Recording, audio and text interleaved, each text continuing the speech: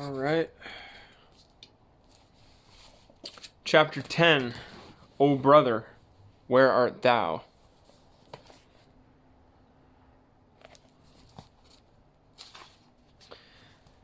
They paid the carnation and rushed through the gate. Mugman! Cuphead yelled. Mugman!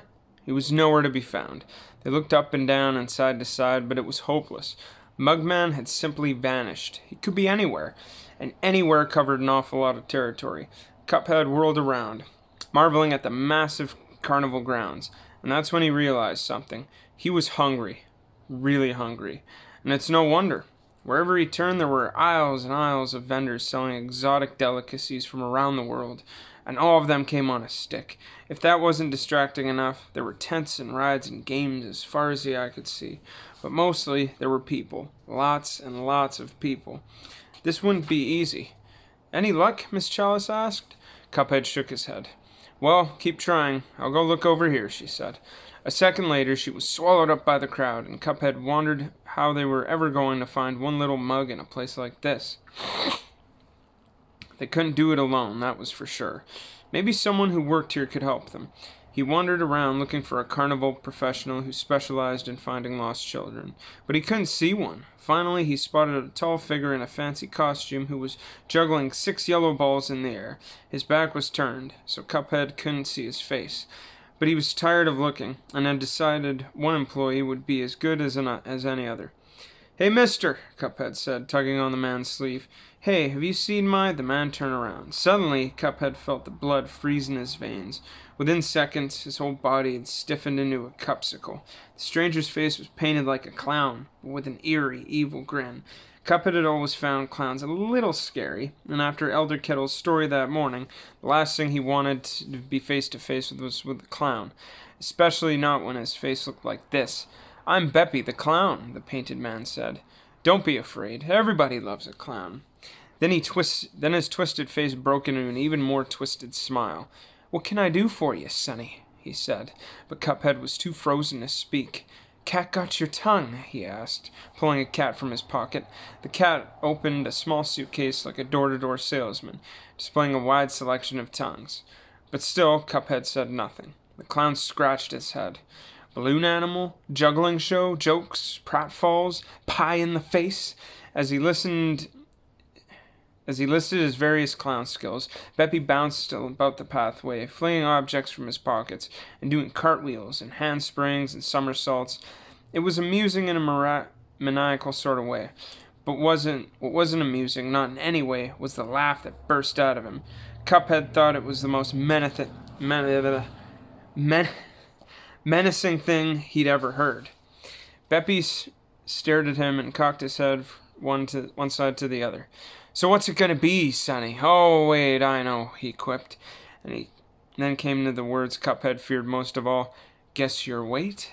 The question seemed to pour out in slow motion, and the world around them grew dark and distant. But Cuphead was too stunned to move. Beppy's rubbery arms stretched down from him, those abominable fingers readying for the clutch. And that's when Miss Chalice stepped in the way. How about guessing my weight? She said cheerfully. At first, Beppy looked irritated, but then the twisted smile returned. Be glad to, little lady, he used.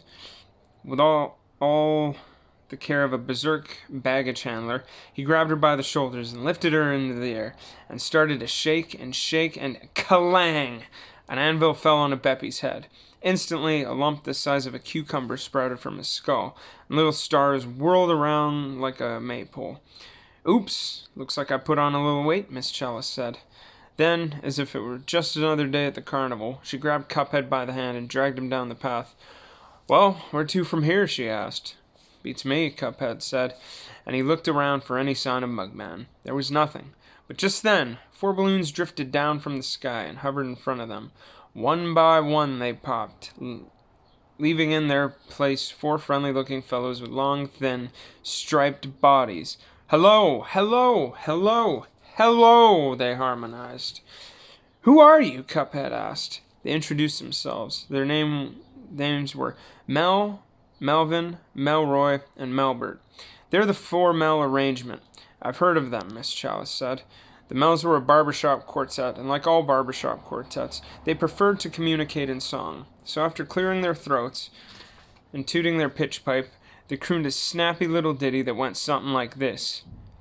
If you really want to find your friend, boom, boom, boom, boom, so you can all be together again, boom, boom, boom. Stop looking this way when you should look that, boom, boom, boom.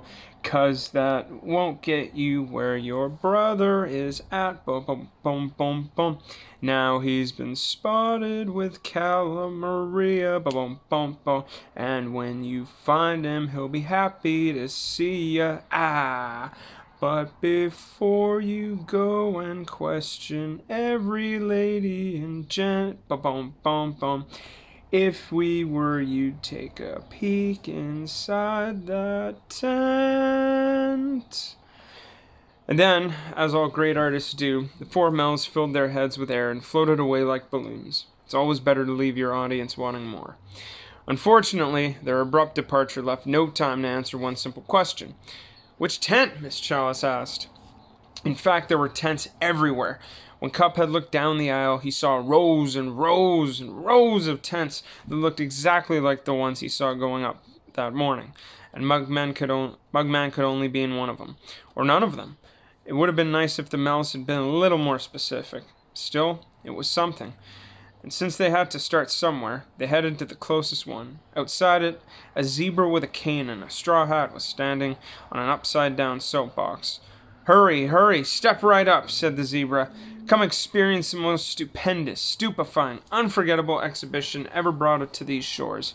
See the greatest actress of our age, live and on stage, performing dramatic deeds of diction that will dazzle and delight you. Your entrance to this exquisite entertainment extravaganza is right through that golden gateway. No need to push, folks. There's always room in the back. Hurry, hurry, don't be shy. Excuse me, sir, Cuphead said. Did you see a mug and a mermaid go inside? The zebra leaned over. I've seen a lot of mugs and a lot of mermaids, kid, he said. Maybe they went in, maybe they didn't. Say, why don't you go inside and see for yourself? He tapped his cane on the sign that said 25 cents and stuck out his hand. Cuphead and Miss Chalice shrugged, and each held out a quarter. The next thing they knew, they were headed inside to see Sally stage play, the most famous actress they'd never heard of. The first thing they noticed was that the tent was crowded. The second thing was that it was dark. We'll never find him in this tomb. I can't see my hand in front of my face, said Miss Chalice. It was true. When she raised her hand, all she saw was the end of her long black sleeve. Cuphead looked at her, rolled his eyes, and squeezed that sleeve like a toothpaste tube. A white glove popped out. Oh, there it is, she smiled. Cuphead was annoyed. They didn't have time for this nonsense. Still, Miss Chalice had a point. It was darker than a groundhog's basement in here. They wouldn't spot Mugman if they were standing right next to them. They really wouldn't. Are you Mugman? Miss Chalice asked the figure right next to her. No, I'm Carl. But you tell me if you were Mugman. Yes, but I'm not. I see, she said. This has been a disappointing conversation, Carl. The search was getting them nowhere. There's some light over there, Cuphead told her, pointing to the raised platform that had lamps all around it. Let's go. Of course, getting there was easier said than done. The tent was packed with Sally Stage Play supporters, and for 25 cents, they expected their experience to be up close and Sallyful. That didn't worry Cuphead. He wasn't about to let a bunch of footlight flunkies keep at him at the back of the tent. He and Miss Chalice lowered their shoulders and with a mighty thrust pushed and shoved and prodded their way to exactly where they started. Well, that was pointless, said Miss Chalice. She was right, but it was hardly their fault. They were up against the wall of drama, an impenetrable barrier made entirely of theater fans. The path to the stage was a jungle of elbows and knees and hip bones jammed so tightly together it was a wonder anyone could breathe. It was a frustrating situation, and practically anyone else who'd have raised a fuss but Cuphead and Miss Chalice decided to take the high road. Sorry, coming through. Excuse me, love your hat. Excuse me, Miss Chalice said as the two of them stepped from head to head to head. In no time at all, they had walked across the top of the crowd and strolled right onto the stage. The light was considerably better here, but try as they might, Cuphead still couldn't make out faces. He picked up one of the lamps at the edge of the stage and held it above the crowd. "Mugman!" he shouted. "Mugman!" "Hey, down in front!" an angry voice yelled. And that's when Cuphead and Miss Chalice felt several burly hands grab hold of them and yank them down into the darkness. Well, this was a fine how-do-you-do, after all. They were paying customers. Cuphead had a good mind to go speak to the manager, but before he could even turn himself around, the whole place got deathly still. When he looked up, Sally's stage play was standing right in front of him. "Romeo, Romeo, etc., etc., etc.," she intoned. The crowd gasped, then cried, then cheered. They couldn't believe what they were witnessing. She trod the boards until they were splinters. She chewed the scenery like it was a magnificent gumball. The audience was spellbound, and she was... How the fuck do you say that? Enunciated, and articulated, and emoted, and swooned. Finally, after her 27th encore, in the interest of time, Sally skipped performances and went straight to encores. She put her wrist against her forehead, groaned loudly, and sproing made her body stiff as an ironing board. It lingered in the air, and for a heartbreaking instant, then plopped onto the stage. And just when her fans thought they'd seen the greatest death scene that could ever be performed, pop! A rubber lily sprang up from her chest-crossed hands. The room exploded in a roaring ovation. Sally immediately rose to her feet and took several long, humble bows as Cuphead and Miss Chalice looked on in awe. It was an amazing performance, but not as amazing as the one happening right under their noses. You see, as good as Sally was at acting, she was even better at distracting. Emphasis on the acting part, distracting. While the audience cheered, her supporting cast, a group of adorably malicious cherubs, roamed through the crowds, proliferating purses and waylaying wallets. In the meantime, Sally, while taking a very deep bow, reached down and lifted several bills from Miss Chalice's pocket. Elder Kettle was right. The carnival was a place of liars and thieves. As the curtains fell, the entire cast gathered on stage to soak in the applause and snuff the loot into Sally's parasol. Stuffed the loot into Sally's parasol. And just then, the spotlight at the top of the tent, which ordinarily stuck to Sally like an ugly rumor, moved away from the star and onto the audience. "Mugman!" yelled Cuphead, shining the bright beam on the crowd. "Mugman!" Sally's eyes shot up. She was furious. "What are you doing up there?" she seethed. "I demand you give me my spotlight, but I want my spotlight and I want it now," she bellowed. Oh dear.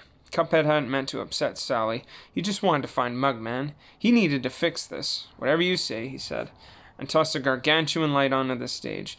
This was not what Sally had in mind. The spotlight hit the boards like a meteor, catapulting her and her treacherous troop into the air and out over the crowd. It was a very dramatic moment, but not as dramatic as the moment as her parasol popped open, raining coins and jewelry and wallets on the audience below. Needless to say, this caused quite a commotion, but Cuphead and Miss Chalice never saw a bit of it. By the time the scene played out, they were already on their way out of the tent, back on the trail of the missing Mugman. Sally's autograph would have to wait for another day. That's the end of Chapter 10. We're moving on to Chapter 11, entitled "Da Jumpin' Jimmin'." I guess the D's silent, kind of like with gent. Jumpin' Jimmin'. Gemini. Yeah, Jumpin' Gemini. There's a D in front of both of those. There's the illustration. There's how it's spelled out.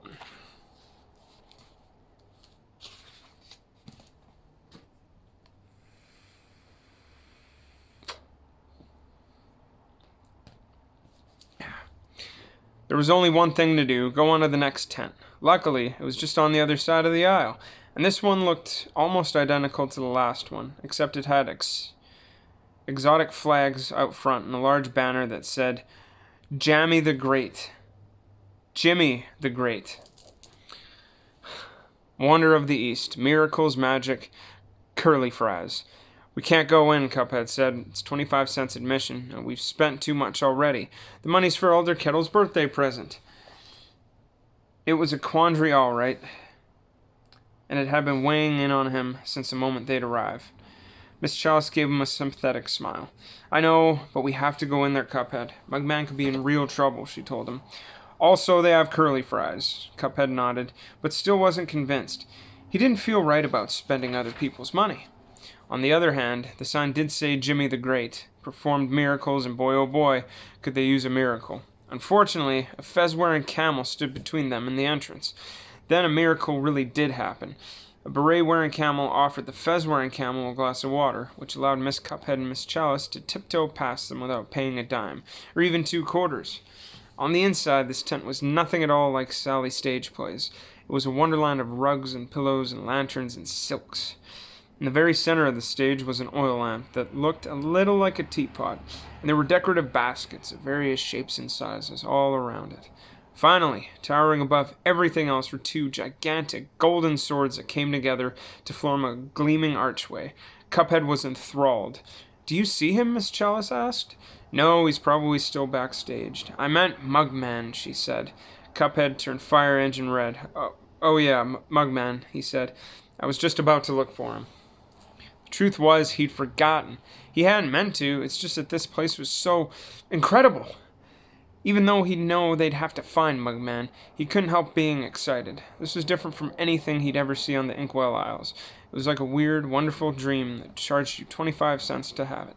Suddenly, the lights in the room dimmed, and from out of the lamp came a flash of fire and a puff of orange smoke. When the smoke cleared, Jimmy the Great was standing there on the stage. The audience, led by an ecstatic Cuphead, burst into wild applause. What an entrance! If the rest of the show was half this spectacular, Cuphead was in for the thrill of his life. The only thing bothering him was the irritating tapping on his right shoulder. It was very persistent. He ignored it for as long as he could, hoping it would just go away. But it didn't, and it wouldn't, and he knew why. Finally, he turned and looked. Good Cuphead was back, and shaking his head disapprovingly. Bad Cuphead was back, too, but he just winked and whistled and pointed to the stage. The sight of the 2 of them gave Cuphead a sad, sickly feeling in his stomach. He leaned in close to Miss Chalice. "I know we're here looking for Mugman," he whispered. "But if we watch the show, isn't that like stealing?" "Only if we're entertained," Miss Chalice whispered back. "We can watch as much as we want, as long as we don't enjoy it." As usual, Miss Chalice was a fountain of wisdom. Still, it wasn't going to be easy, because what was happening up on that stage was as entertaining as anything Cuphead had ever seen. Jimmy the Great was a powerful genie with a turquoise turban and a magic carpet. He told fortunes, he ate fire, he turned himself into an elephant and then an alligator, and then an alligator, which was an alligator with the head of an elephant, and finally a pop-up toaster. "And now, my friends, I shall perform my most remarkable feat," Jimmy announced. "I shall charm the deadliest creature on the 7 continents, the venomous cobra." Then from out of thin air, he conjured a long, slender pipe. It wasn't the smoking kind of pipe, or the kind that attracts the sinks and toilets or radiators. This was a musical pipe, and Jimmy lifted it to his lips and began to play a strange, haunting tune. Well, that was impressive enough, but it was only the beginning. From the baskets on each side of him, 2 large snakes appeared. They rose upward, moving rhythmically to the sound of the music. As far as Cuphead could tell, they were completely hypnotized, which he found absolutely astonishing. Of all the things he'd ever done with a magical pipe, a basket, and a couple of snakes, this was by far the best. But what he didn't know was that the snakes weren't the only ones being charmed. Without realizing it, Cuphead had begun doing kind of a wavy dance.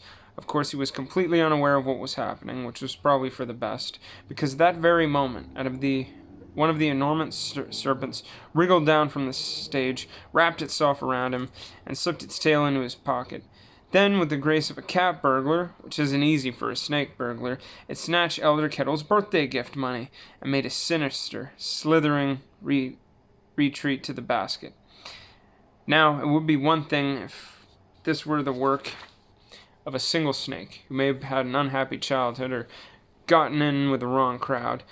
But it was worse than that, you see. There were other snakes in the tent during the performance, picking the pockets of other wiggly, wavy dancers. Where they came from is anyone's guess, but there's no doubt who was behind it at all. At Jimmy's musical command, the slithery gang turned, brought their treacherous take to the stage, and deposited it to the decorative baskets of various shapes and sizes. Elder Kettle's warning about the carnival was proving more and more correct. When the last snake had slid away, Jimmy put down his pipe and took a low, grateful bow. The audience snapped out of its trance just in time to deliver a thunderous round of applause. As for Cuphead, he thought the show was spectacular. He couldn't wait to tell Mugman. Mugman! We've got to get going, he cried. But they weren't going anywhere. The tent was packed with spectators, and it would take forever to get through them. Cuphead looked around. Follow me, he told Miss Chalice. The two of them climbed onto the stage, hoping to get out the back way. Instead, they were stopped dead in their tracks. Genies, as it turns out, are touchy about having their performances interrupted, and Jimmy was no exception. No sooner had Cuphead and Miss Chalice stepped on stage, two giant golden swords that towered above everything else swooped down and formed a barrier in front of them. But that wasn't the worst part. The worst part was when the blades moved forward, sharpening each other like carving knives before a turkey dinner. Cuphead gulped. He hadn't expected magical swords, and sweat flowed from his cup like an overfilled bathtub. Still, he wasn't one to run from a fight. Summoning his courage, he stepped in front of Miss Chalice, reached behind his back, and pulled out a sign. Free fencing lessons, it said, and there was a big red arrow pointing to the exit. Instantly, the sword swooshed past them and over into the exhibit hall, where a man in overalls was giving a demonstration on how to build a picket fence. They were captivated. Boy, swords sure are crazy about building fences, said Miss Chalice, and with that, they were off again. Fortunately, nothing else happened while they were taking the shortcut back out of the tent. Well, there was one little snag. It seems as they were racing across the stage. Cuphead's straw accidentally caught a loose edge dangling from Jimmy's turban, and since Cuphead kept running, the turban kept unrolling and unrolling and unrolling. By the end, Jimmy was twirling round like a magical tornado. He knocked over the rugs and the lamps and the silks, and for a grand finale, the baskets. As you can imagine, the sight of their personal belongings spilling out in jumble of reptilian robbers caused quite a stir in the audience, which is why Jimmy decided this would be the perfect time to go into his disappearing act. He bowed, turned himself into a puff of orange smoke, and fled to the safety of his lamp. Now, if you ever wandered off the street a minute or two later, you might have wondered why an angry mob was standing on the stage, kicking an oil lamp, sounding like a soccer ball. Suffice it to say, this is what angry mobs do. By the time they finished, the lamp was dented and scratched and generally brutalized, and no reason to believe Jimmy made out any better. There's no reason to believe Jimmy made it out any better. Thus concludes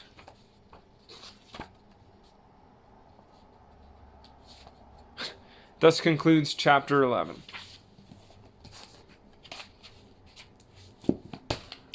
See ya.